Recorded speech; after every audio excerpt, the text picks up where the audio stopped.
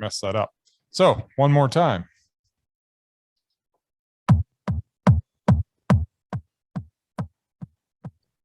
It's time to feel the rage. Welcome to Film Rage, where we talk movies in theaters, streaming, and classic films as well. Directors and actors beware, as you cannot hide from the rage.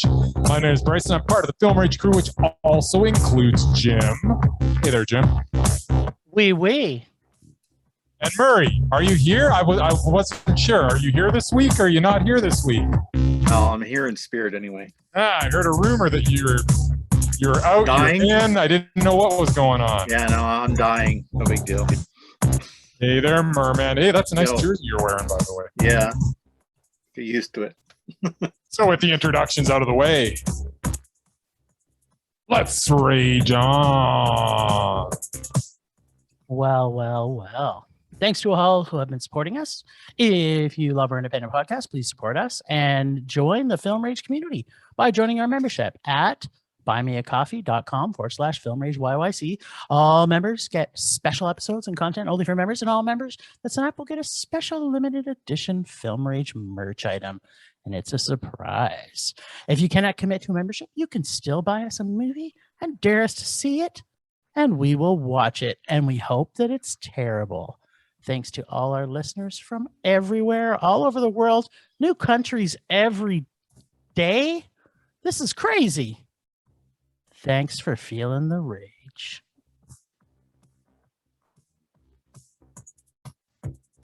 You know what I'm missing?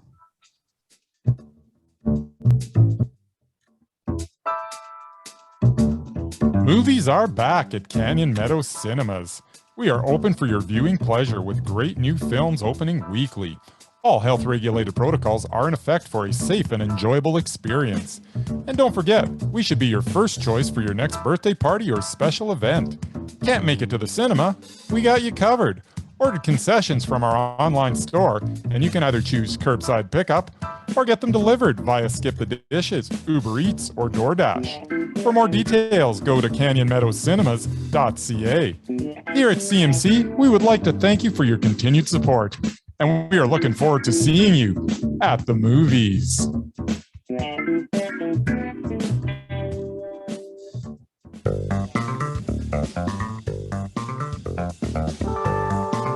Oh, baby. We streaming. And we're streaming. And we're streaming. And we're doing what? We're streaming, Jim. Even Murray did a little taste of streaming. Streaming.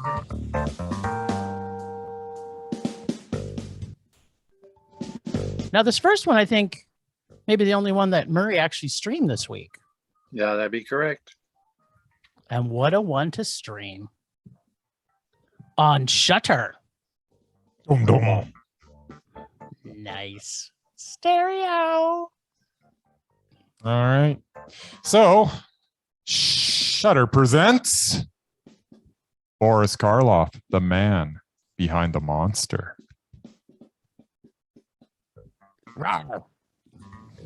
Boris Karloff, the man behind the monster, attempts to cover the life and career of Boris Karloff and his over 60 years in cinema in about 90 minutes. Not an easy task, but it does it as well as could be expected considering the limited time. The film takes various footage from films and television over the years and combines it with interviews from film historians, actors, and directors such as Guillermo del Toro, Roger Corman, Joe Dante, and John Landis. It also interviews Karloff's daughter, Sarah, who gives more insight to Karloff the man. Although his personal life is only touched upon, as I am sure there was more to tell, seeing, he was married like 6 times over the years. Leia. Sometimes leaving you wanting more is, it's a good thing. But in this case, the title of the doc was The Man Behind the Monster, but we got to know very little about the man. The career was adequately covered, and I loved most of that part. But if you're going to bring up his personal and family life, then just touching upon it and then moving on left me a little bit cold. Once again, I think the doc suffers from its runtime, as I really wanted more. Still, I like the interviews. I like the overview of the film career. I like this doc. It was meh. Okay. Mar, what'd you think? Well, it was dry. So much so that I couldn't get through it in one sitting. About halfway through, I started falling asleep. So I shut it off and I started up again when I was a little more awake. Yeah, I mean, I guess it would help if I actually liked the subject matter more than I probably did. I mean, I know who he is, obviously. I'm not a huge monster movie fan, especially pre-1980, but he did so much more. Yeah, I was interested in the fact that I didn't know he actually was a Canadian for a short time. That was interesting. Apparently, yeah, he moved up to BC and worked in Vancouver in Kamloops. So I guess he was moving up to the west honorary side. Canadian, and then of course he moved to Hollywood and made his money there. And he also apparently was one of the major factors in the forming of the Screen Actors Guild, which of course is a huge deal now. But back then, actors weren't paid what they were worth. So, yeah, and yeah, it was interesting. But like Bryce said, didn't tell you anything about him personally. Basically, it was just a catalog of his movies, which, you know, I didn't know most of them. I mean, I knew about obviously Frankenstein and The Mummy and The Grinch. That was pretty much it. So yeah, it was okay. It's just a meh. Oh no. Interesting fact. Yes. Boris was 5 feet 11 inches, which is actually shorter than both Vincent Price and Bela Lugosi. Yeah, he didn't look very tall. Yeah, but this man's presence is so looming over every single person that you ever put on screen with him. You would think he's 7 feet tall. I've never said this ever before, anywhere, but thank God Boris never became a Canadian. But I kind of want to say thanks, Canada, for bringing great actors to the world for so many years. Isn't that right, Mur? Sure. Like your favorite man of the universe, who's also been given a very honorary Canadian award. My favorite man in the universe. What the hell are you talking about, Jim? What tangent are you going off on? I'm just so excited. I don't know where he's going either. I'm just so excited that Boris lived in Canada. Yeah, for like 2 years or something, but I don't know. His heart was still here always. True. No. Let's we gave him a face it. start anyway. That's right. And his eyes, oh my God. Was he ever gorgeous when he was young? Like people, as he aged, like he should have done his eyebrows. But when he was young, man, he was gorgeous. You could melt into those eyes. So of course, married 6 times. Of course, right before he murdered you. Yeah. Frankenstein trivia question, Bryce. Okay. You got 3 choices. Number 1, throw the kid in the water. Yeah. Number 2, toss the kid in the water. Or the final one, don't show the kid going into the water. What do you think? It's not really a trivia question. More so, what would your preference have been in the movie Frankenstein? Because there was 2 versions, and I'm knowing you probably have seen both. Yeah, you got to throw the kid. Throw it or toss it? Hello, Jim? Hello. I don't remember the movies, so. Can you hear me? Throw it. Yeah. Yeah. Okay. My internet is unstable, just like my brain. That's not good. Just like tell my us brain. about it. You're cutting in and out. Yeah, stupid That's internet. True. For those of you that were wondering, we're not all in the same room this week because stuff happens. Yep. Murray's hanging out with shady characters who collect COVID. Apparently. Yeah, I think I would have thrown him in the water too, not just tossed. Yeah. That kid would have went flying. Well, if you don't show the kid going in the water, then why are they hunting him at the end of the movie? Well, there's in the doc, it actually talked a little bit about it, about the fact that was a bone of contention. So I thought it was interesting that and the director gave so much grief to Boris because of that disagreement, that it's like he almost broke his back, literally. So interesting, the symmetry between Karloff and Lugosi as actors being thrown away characters, and yet years later, who do you remember? These are the people that you remember, these great actors. But Karloff truly stood the test of time above all other actors of that generation. And what about Jack Pierce? What a genius in the makeup world. Better than, I would say, probably most makeup artists, even working today. Just look at his work on The Mummy and Frankenstein. It's Mummy alone it's probably, like, I know it's black and white, but it's so detailed. And imagine the amount of work that had to go to put him into that every single episode of shooting. It's beyond me. Not all documentaries of real peepers are always that interesting. The fact that this film is about a genius of historical acting and theater alone makes this captivating. I had a smile on my face the entire film, and learning more about one of my favorite actors of all time is a rare treat.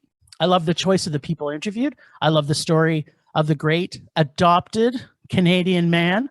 And I just really like this film. I kind of don't necessarily need to know more about him. I just wanted to spend an hour and a half with Boris Karloff and people who loved him.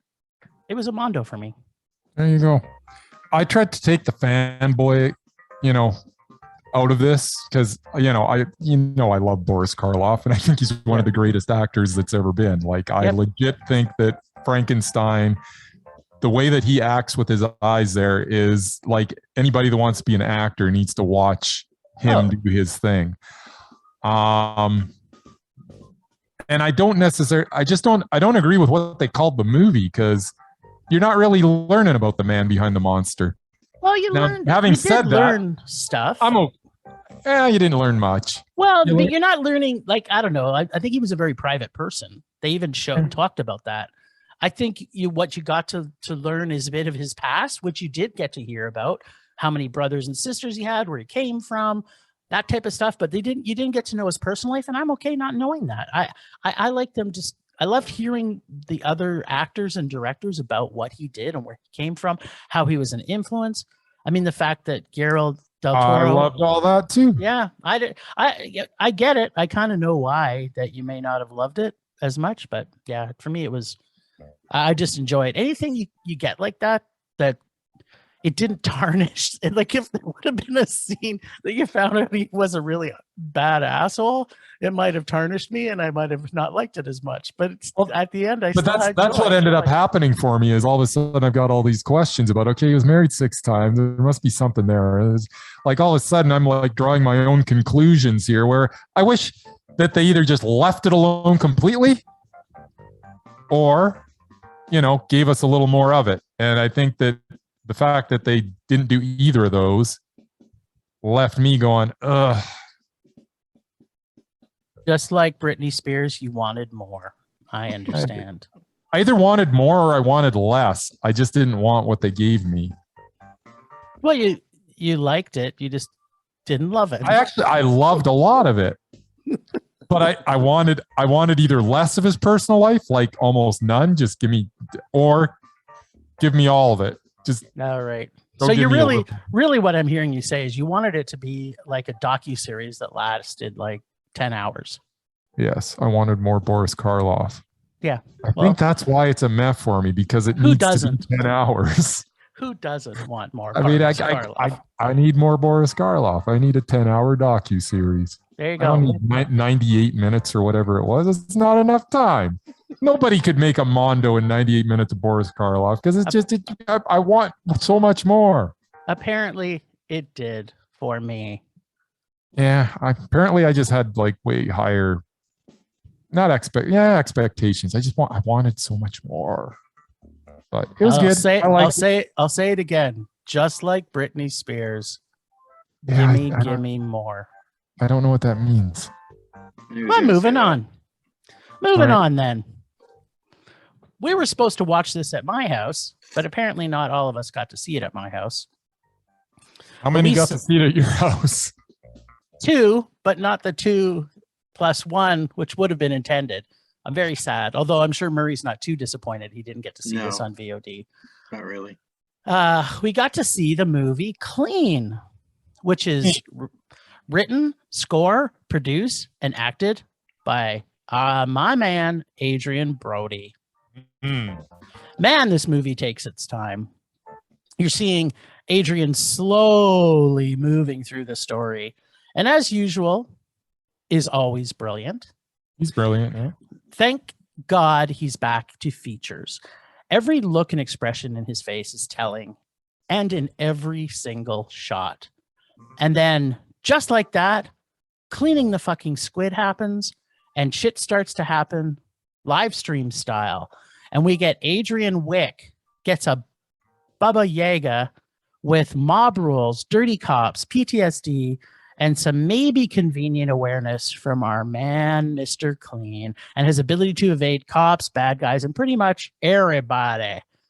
I like seeing my man, Adrien Brody, kick ass and punch dicks like a real tradesman with his wrench and screwdriver. However, some of the scenes were perhaps just a little coincidental and a bit too cornball is the word I want to use. Don't get me wrong. I like the violence, but there was nothing new here. I liked it. I loved Brody, but this movie was meh. And I have a few things to unpack. We'll talk about when Bryce talks.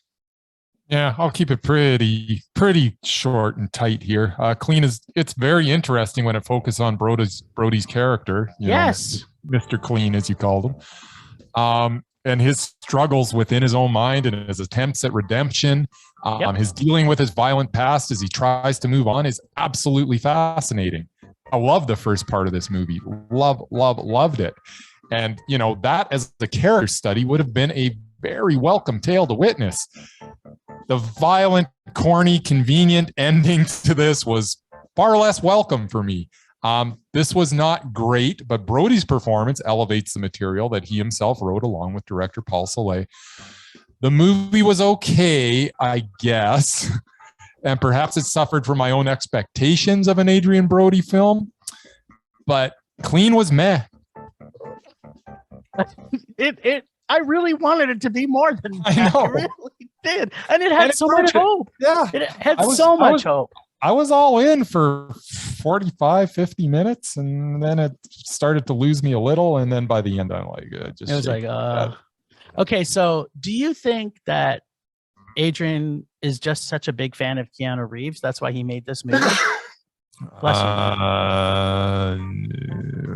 Gonna go with no. I don't really see that. No. Did you really think it was like super duper John Wick-esque? Oh, yeah, it was totally John Wick-esque. I mean, yeah, either that or he was trying to make MacGyver meets the Equalizer. It was one of the two. I wasn't sure. MacGyver meets the Equalizer. It didn't seem to fit is what I would go with. Like he seems so unaware through the first part of the movie. And then all of a sudden he gets bashed in the head and he gets like 27 staples in his head. And all of a sudden now he's John Wick. There was no gradual movement into that. It's just so. And with the care that everything was like built up with to that point, really everything was taken slow, and we were just getting a little glimpse of this and that, and we're tying it all together. And then all of a sudden, it's like you get a pie in the face, and it kind of did feel like pie in the face, and not a delicious pie either. What happened to this movie I was enjoying so much? It's kind of funny because I think for me it was clean the fucking squid scene. It was that moment where it flipped a switch, and it was just like, okay, wah. And a lot of convenient things, like the one girl, the only person he talks to on the planet other than his barber, and it just so happens that this is the girl they're going to try and rape. Like, stupid. I freaking hate stuff like that. And then, just by coincidence, it also happens to be the guy that is also the Squid King. Like it was like too many conveniences all at once. Like it should have just happened a little bit different. Like somehow they should have identified him when he actually ID'd the Squid King. and then they followed him and then did something to her or something that wasn't conveniently happening. It's like, oh, look. Anything but what they did. Yeah, exactly. All right. Well, we did get to go to the cinema, and I don't know, Murray, did you get to sneak out and see it between? No. All right. Well, that's unfortunate for us. But, Bryce, do you want to talk about it? Sure. All right. I would love to talk about this movie. This movie should be talked about by many people because I hope a lot of people see this movie.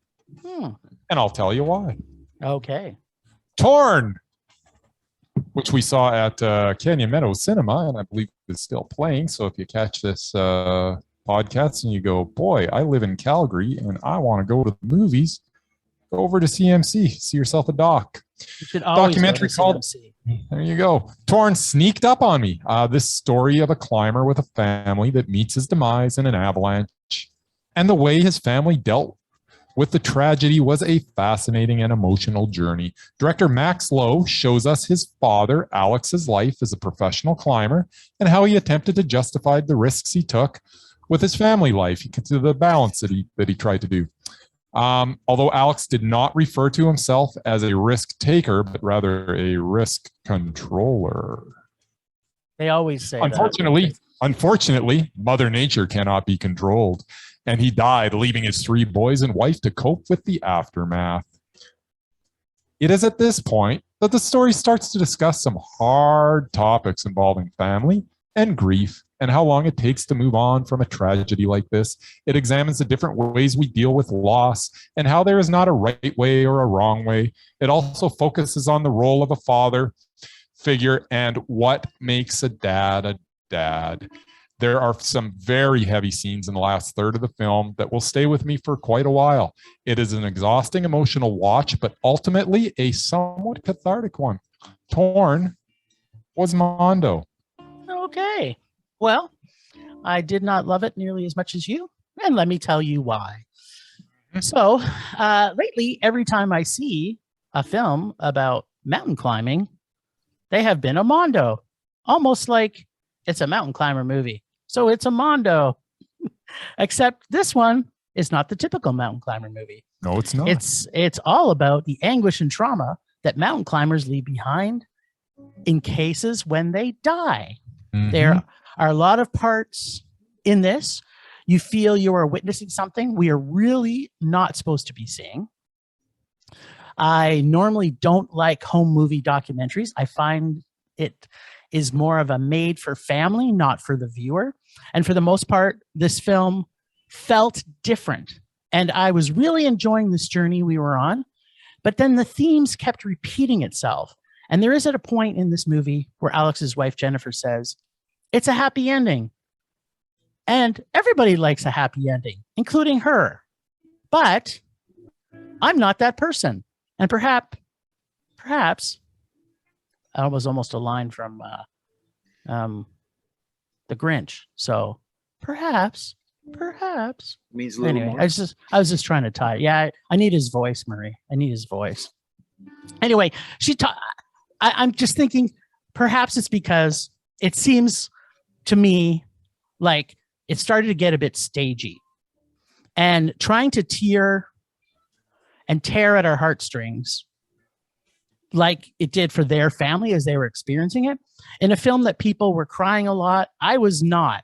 Plus, I did look at my watch, wondering when this movie was going to end, feeling it was already 2 hours had passed. And I was, thinking to myself, I looked at my watch and went, what? It hasn't been 2 hours. It's only been an hour. I'm like, ugh. So I didn't cry. It was too long. And although it's a mountain climber movie, the rule apparently no longer applies to me. It was meh. I didn't get the emotion. I just felt they kept going over the same thing. I didn't get the staginess at all. I thought that it was very natural. I thought that Max's journey was very natural, and that scene with his him and his mom. No. Well, that was some pretty heavy stuff. But actually, a scene with Conrad towards the end of the movie, I thought was quite poignant, and kind of wrapped it up, and I thought it was a natural journey to that point. And I don't think it in any way that Max knew that he was going to have that interaction towards the end of the movie. And I thought that, and while I'm not one that does tear up, that was a very touching scene, and the whole movie will definitely stay with me. I respectfully disagree. We obviously didn't connect in the same way.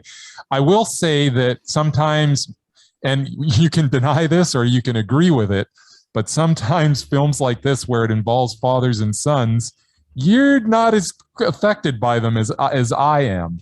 Yeah, I would say that could be it, because I still have my dad. And I think that's a thing. Yeah. I lost my dad, and this connected with me, and I really enjoyed it. And maybe that's a thing. Maybe I guess it could be, because I would say on top of that, I mean, I guess where my mind goes on this is that being a father, which you were also not, is I'm going through this. I'm like, okay, the guy was a dick, and the guy that she married was also a dick, because they're both. Yeah, I mean, well, I don't know. Okay, the guy that she marries was, but he's definitely not anymore. Like he and I realized that he still went, afterwards, but not to the extent like. I don't know. That's just what I mean, is that they kind of edited that part out of it. We don't know. Maybe he was climbing every single day. I don't think. I don't know. They're not going to. Max would have. They're steering you in a direction they want you to go. It was Michael Moore to the max. There was scenes in this, even the scene. I'm sorry, they go find his body in the mountains, as if like they found the body in the mountains and they were there at the bottom of it when they brought it down, and then she has to take the ring off and put it on. Like, oh, that was so stagey. It was like, it sounded like it was staged. There was too much stage, man. I get it. It's an emotional journey. No, if after all those years the body was found, they absolutely all would have gone to their. No, I don't doubt they wouldn't have gone. Okay. But the fact that make it sound like they were waiting. No, oh yeah, they were on this journey and they took the camera and everything, blah, blah. I mean, it's a documentary. But I had it hard to believe that they're waiting at the bottom of the hill, watching them bring the body down. How long does it take they find the body, and then how long does it take to get from the States over there and then hike how many miles to get to where they're got to be? And they're going to wait for them. Let's wait until they get here before we take the body down the mountain. There was a lot of stage, man. There was just, and there was more. It was like pieces all the way through it. Where the fact that they wanted to have the ceremony, I don't know. I don't necessarily agree with you there. Well, we'll never know. I do think it was a different kind. I like the fact that it wasn't a traditional mountain climbing movie. Mm-hmm. I like the fact that, you know what, they did need to show a movie where the mountain climber dies, and this is the wake that's left in its path. So I liked a lot about that. I just felt it felt a little stagey and repetitively stagey, and for that reason, I didn't love it. And maybe I'll watch it. Maybe we'll watch another movie like this in a few years when my dad's passed away, and maybe you and I we'll hold hands and cry together. I don't know. There you go. All right, sir. Temperature rising. Vision blurring. Rage taking over.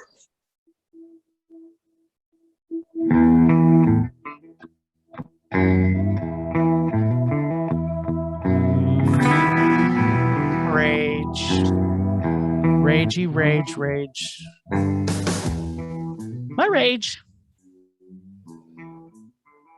is documentaries that are stagey. That's it. That's my rage. I'm like, I absolutely agree with you. I just don't agree that the documentary you just watched was stagey. I mean, there's some staginess to any documentary that's along this line, because there has to be. I mean, whether you want it to be or not, when you're editing your footage, you're trying to tell a story, and some of it's gonna come across as stagey. But most of this was very natural. I connected with it. Yeah, I know, but I didn't. That's why I think it's stagey. Well, I'm not specifically talking about this particular movie. I know. I hate it. You know, we watch a lot of film and we watch a lot of documentaries. Like, I don't know if we were on another podcast not that long ago, and we talked about our two favorite genres that we like to talk about, which are horror and international dramas. And I'm like, I think Doc's got to be up there too, because there's some amazing docs. Yeah, well, we just like film. We'll talk about anything. It's like true. It's true. But if it's either really bad or really good, we're all over it. But to me, the sign of a really, and we've talked about this in the past, the sign of a really good documentary is that it's just the facts, man. Just the facts. Don't try and steer us in a direction to change our viewpoint. Just give us the facts. Those are the best docs. And when you're going to produce a doc that you can go in a few different directions, don't steer us in a direction. And this is just in general. Just give us the facts. Yep. That's my rage. Fair enough.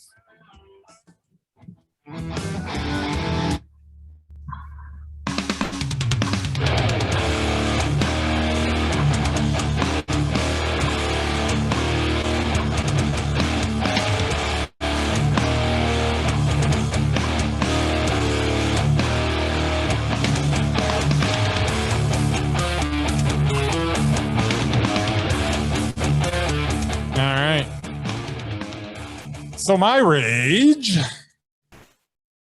rinse and repeat. Nothing new at the cinemas. January was awful. February does not seem to be looking much better as I look ahead.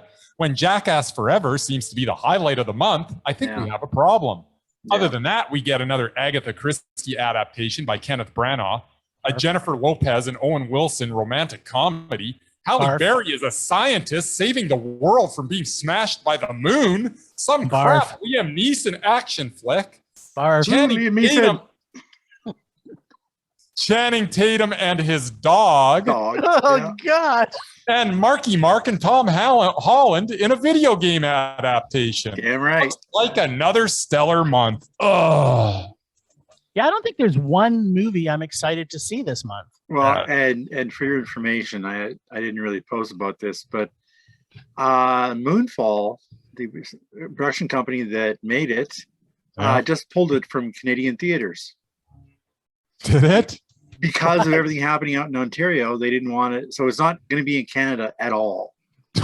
Which is this? It's going to be running in the States, but not in Canada. Is this the moon scientist one with Halle Berry? Yeah, it's the Halle Berry one, and then the guy. Why? Because there's I've had to watch it because they're afraid there aren't enough theaters. They're going to play it because the Ontario theaters aren't open yet. Quebec's just opening up, so I guess they're freaked out. So they decided not to distribute it in Canada. Wow. Which I was kind of looking forward to seeing it. But, all right, we dodged a bullet. Woo! Yeah, but there's still Jackass Forever. There is Jackass, which I'm probably Forever. not going to see. What? Murray? That's the best movie that's going to be coming out this year, I think. I can tell you one of the highlights of me watching the Royal Rumble on Saturday was watching Johnny Knoxville get splashed and squashed by a wrestler from the top rope. No, that was pure joy. All right, well, so he shouldn't even have been in there, but yeah. So he lasted 2 minutes, and somebody landed on him from the top rope. So happy birthday, Johnny! Exactly. Anyway, so yeah, I may not go see it, but that's okay. I don't have to go to the movie theater this weekend. Anyway, so that was your rage, I guess. So.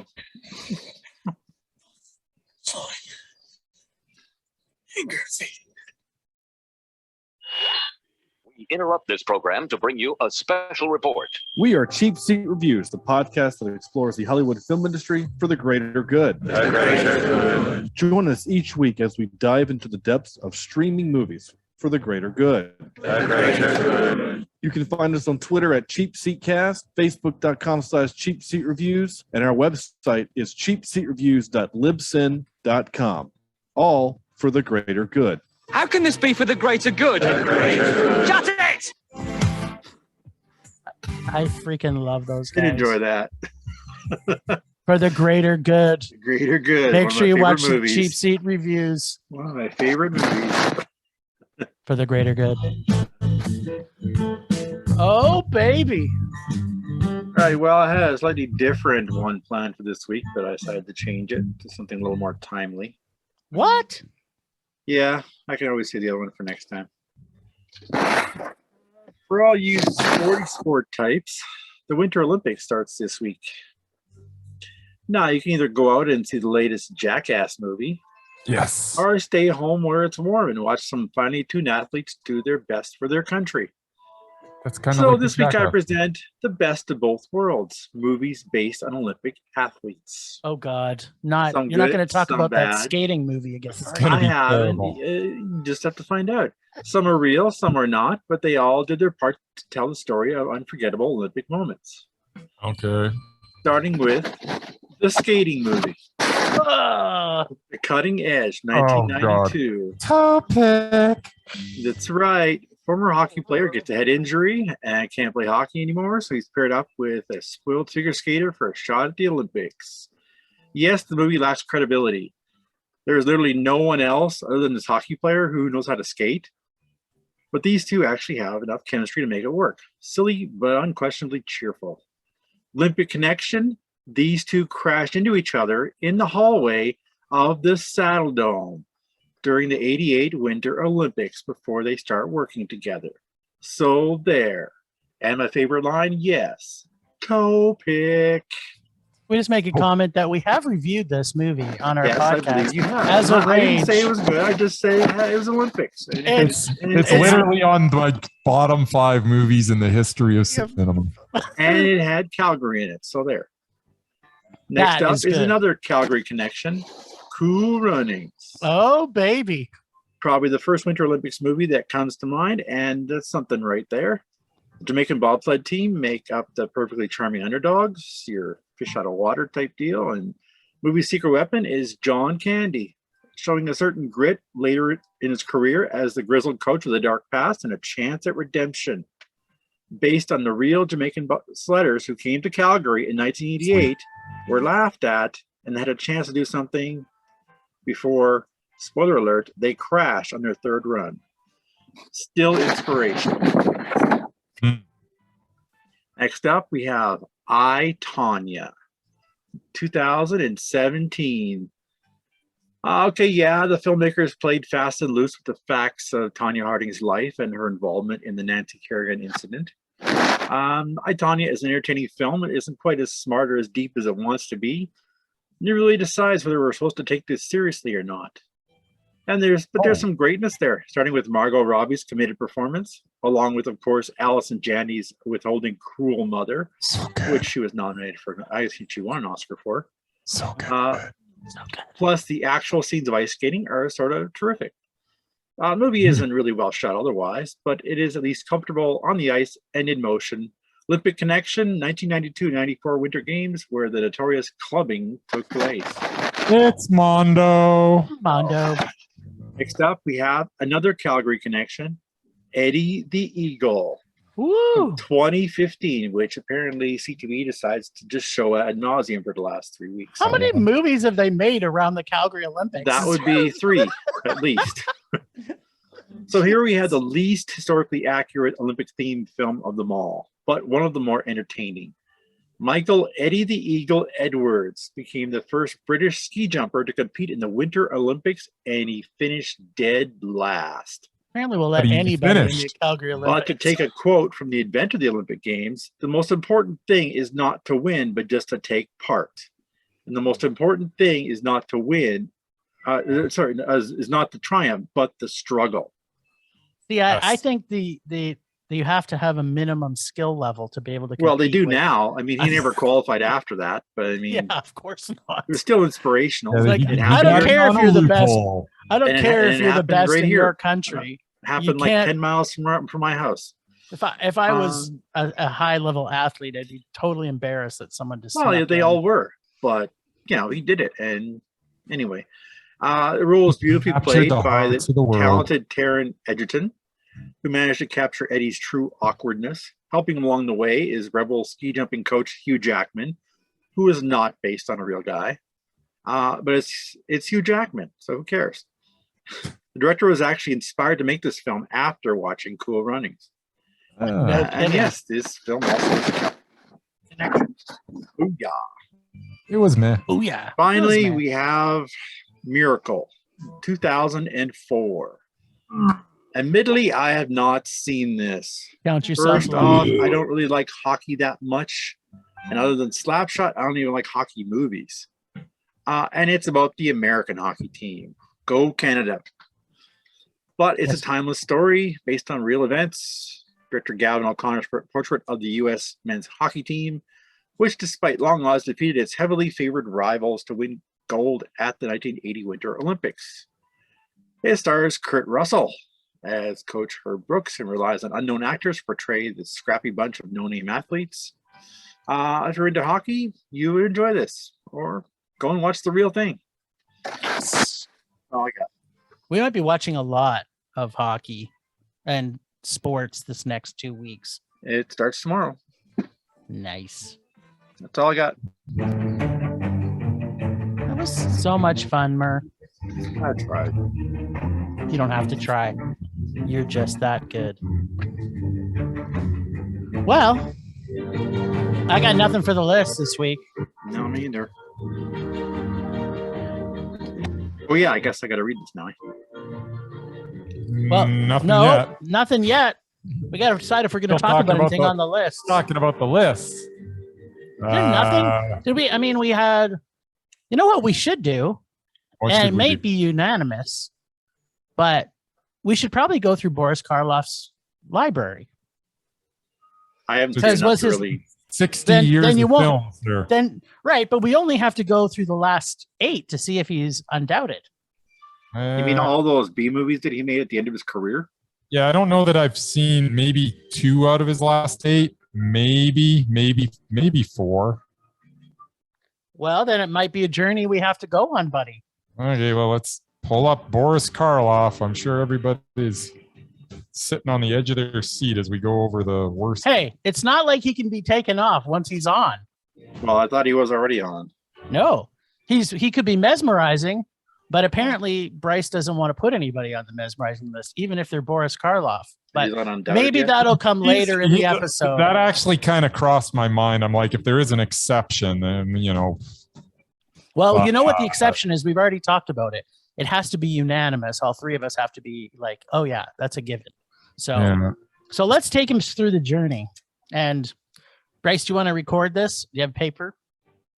We got to figure out what we got to see. I'm already looking at this, and I've seen 1, 2, 3 TV series, TV movie. I've seen like 3 of them. Yeah, I think I've seen like 4 of them. But I have a feeling, based on the ratings of some of them, that were, to Murray's point, I have a feeling he's just not going to make it. Well, no, last movie got a 3.4. One of these is going to be a rage. I can almost guarantee it. Oh yeah, 3.7. I can already tell you that I didn't realize that Fear Chamber was the last thing he was in, and it was a rage. I have to admit, I also saw it. It was a rage. So he can't start from 8 from now unless he's doing Ghost Dad 2. Ghost Dad 2. Ghost Dad 2. No. Well, I mean, that was that was a good idea, Jim. I'm glad we did that. Yeah. Well, to quote the documentary, when they asked him to do Broadway, he said, "I'm not that good of an actor." He was wrong. He was totally wrong. He's the best actor. I mean, it was a great line. Like, I actually saw the play. It was performed here. I didn't realize that's where it got its start. It's like, you made me look like Boris Karloff. Yeah, I know, right? Because it's Boris Karloff. That would have been so great to be at that first, show where all of a sudden it is actually Boris. It is actually Boris Karloff. I know, right? That was kind of funny. And considering he does mostly horror, because it's quite a funny play. Yeah. Well, I think we still have to do it. I absolutely believe every single movie I've seen him in, like there's nobody else on screen. He's so mesmerizing. So we're mesmerizing him, are we? He absolutely takes. I'm okay with that. All right, okay, fine. Put him on the mesmerizing list. We talked about it. They have to be. He's mesmerizing. Yeah. But now we have to take somebody off. Let's pick some victims. Murray's going to come up next week with a mesmerize off with just 2 of our mesmerized list. Yes. Oh, Just mono and mono. Try to find a Mono or one movie Wano. They're both in. where we gotta have a showdown. One of Alright, them's well, coming off. Except our mesmerized for life. Yes. They can never compete because they're Yes. they're I don't even golden. remember who they are. Well, mine's Yours Russell was Crowe. Wanda Sykes. Murray's was Mine was Russell Crowe? Wanda Sykes. Yeah. I believe That's so. hilarious. That's so Yeah. good. Okay. It was I'm between good with her and that. Aquafina, and then Murray punted Aquafina. So you didn't save Aquafina, you saved Wanda Sykes. And mine's Sean Penn. So Right. Wow. Cool. yep. I forgot that. That's so awesome. All right. It I'm is. really happy right now. Wanda Sykes is mesmerized for life. All right. Okay. Murray's picking up the gauntlet, and we're gonna have a mesmerize off All right. for this coming week because Murray's gonna All right. find it and tell it to Bryce and I before next week. So Before? Yeah. Okay. yeah, we're gonna watch it for next week because we don't have a hell of a lot of other shit to watch. Oh. So okay. basically, you got like 2 or 3 days to come up with this, Mur. But the Olympics are on. Well, what time does the Olympics start tomorrow? It started about an hour ago, actually. What? The opening ceremonies. No, ceremony is like Friday morning, but Oh, hockey games tomorrow night. Whatever, I'll work on it. all right. There you go. You got all Maybe I day don't die by tomorrow. then. The only thing you have to accomplish tomorrow is to find us. No, it's not the only thing. I'm sure he's got other things in his life, Jim. I do. What? All righty. Last week on Rage or Dare, Bryce chose Dare and pulled a 2000 live action version of a cartoon about a squirrel and a moose. Sounds great, doesn't it? This week, Jim's back in the hot seat alone and can choose to rage or dar. I believe that should be Dare. Let's check in with Bryce and see if there's another Oscar-winning performance by Robert De Niro or if the squirrel and moose outact him. It's funny. Well. The Adventures of Rocky and Bullwinkle from the year 2000 is a good time. If you are a fan of the original cartoon, there is a similar sensibility to the humor. The introduction of the film is brilliant and had me laughing out loud. Jason Alexander and Rene Russo as Boris and Natasha were well cast. De Niro goes all in on his portrayal of a fearless leader to various degrees of success.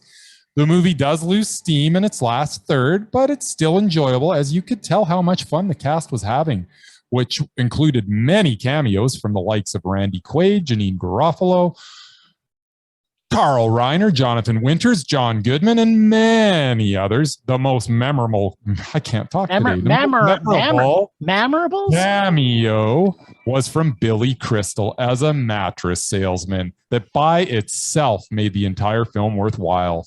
I laughed as hard as I have watching any film in the last quite a while when Crystal proclaimed, "That's a soft mattress." Trust me, it's hilarious. I laughed a lot and I smiled a lot. It was a fitting tribute to the cartoon. It was a funny and enjoyable meh. Once again, the fans have left me not happy here. I'm actually happy because I never watched the movie before, and I'm glad I did now. Wow, I remember seeing this in theaters, and I hated it then, and I'm glad you picked it. Oh man, it was funny. The opening sequence, the first 10 minutes, perfect. Debatable. Yeah. Now, what should have been in there instead of this was the movie Boris and Natasha, starring Dave Thomas and Sally Kellerman. Dave Thomas? Yeah. He's awesome. Dave Thomas is Boris. Awesome. That thing is a rage. Dave Thomas alone is worth the price of admission. He is worth it. It's terrible. Have you watched Boris and Natasha, starring Dave Thomas and Sally? No, because I watched Rocky and Bullwinkle and I hated it so much. I figured the next one would be just. I never liked the cartoon. So the cartoon is brilliant. The cartoon was dumb. The cartoon is brilliant. I would never go to a live action version of a cartoon I don't like. So funny. That would be a double rage for Murray. Yeah, all right. Well, I can choose to rage or dar. Or dar, yeah. You got both bags there? I don't have any bags here. Tell me which one, and I got to go hunt for it. One is your bag, which I think has 2 nuggets. Two of left them in in it. Yeah, and the other one is. And the other one is the big the hefty bag of dares. hefty dare bag. One. I think you should clean mine out. I only have one left. No, only have one left. I think I'm going to choose Well, dare.